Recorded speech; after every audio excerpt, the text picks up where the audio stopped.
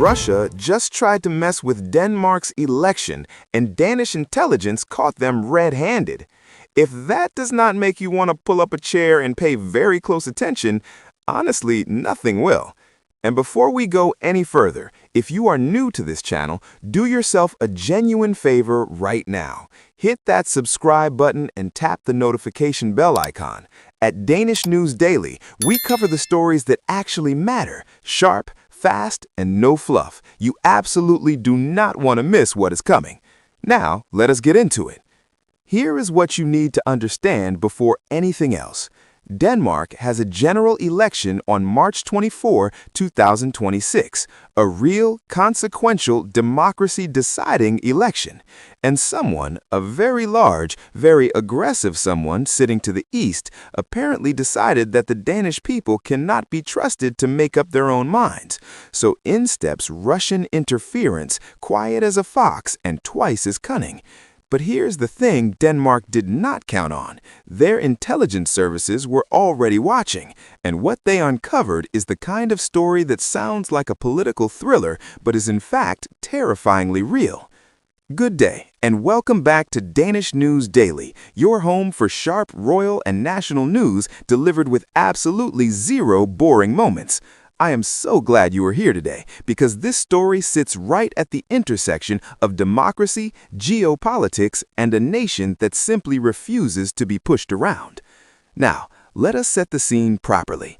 Denmark has been one of NATO's loudest and most committed supporters of Ukraine since Russia's full-scale invasion began. Fighter jets, artillery, armored vehicles, Denmark did not just talk the talk. It walked it, jogged it, and then sprinted it, while everyone else was still tying their shoelaces. And that right there is the motive. If you are Russia and you want to weaken Western support for Ukraine, you don't necessarily need to fire a missile. Sometimes all you need to do is plant a seed of doubt inside a democracy, water it with disinformation, and watch the chaos grow from the inside out. That's exactly what Danish intelligence is warning about ahead of this election.